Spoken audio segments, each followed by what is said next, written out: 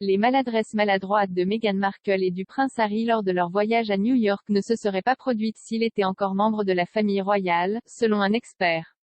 L'auteur royal Robert Jobson a suggéré que le couple tombait dans des pièges, car il n'était plus protégé par le paquet royal.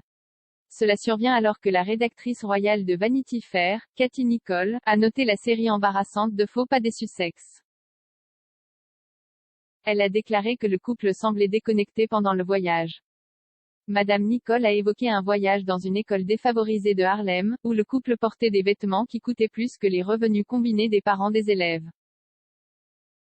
Monsieur Jobson a répondu, s'il avait été protégé par le paquet royal, le parapluie royal, il ne tomberait pas dans autant de ces pièges. Et ils auraient probablement encore un certain degré de popularité et une chance d'avoir une voix. Il a ajouté, je ne pense pas que dans 5 ans les gens vont écouter.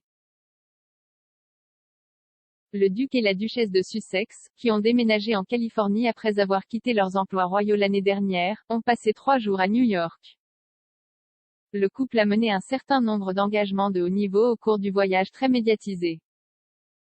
Cependant, Russell Myers, le rédacteur en chef royal du Daily Mirror, a déclaré au podcast Pod Save the Queen que les Sussex n'avaient pas obtenu beaucoup de succès de la presse américaine. Il a déclaré, j'étais vraiment intéressé par l'impact que cela a eu aux États-Unis.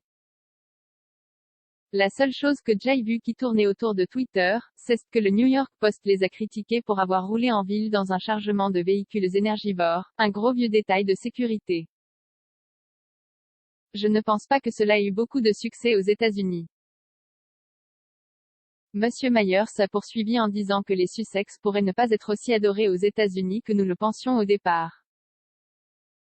Il a ajouté, certainement, ils ont potentiellement beaucoup plus de partisans aux États-Unis qu'ici.